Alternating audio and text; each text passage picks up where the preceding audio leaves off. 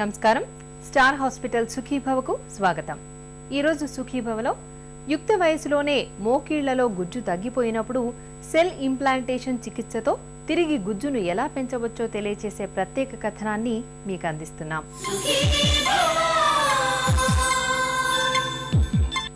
మోకాళ్ల నొప్పులనేవి ఇప్పుడు వృద్ధుల సమస్య ఎంత మాత్రం కాదు।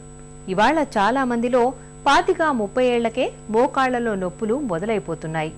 ఈ నడి వయస్సులో మోకాళ్ల నొప్పులకు చాలా వరకు మోకీళ్లలో గుజ్జు తగ్గిపోవడమే ప్రధాన కారణంగా ఉంటుంది। ఇక్కడ వచ్చిన చిక్కేమిటంటే కార్టిలేజ్ భాగంలో ఎలాంటి రక్తనాళాలు రక్త ప్రసారం లేకపోవడంతో దెబ్బతిన్న గుజ్జును తిరిగి బాగు చేయడం వీలుపడదు।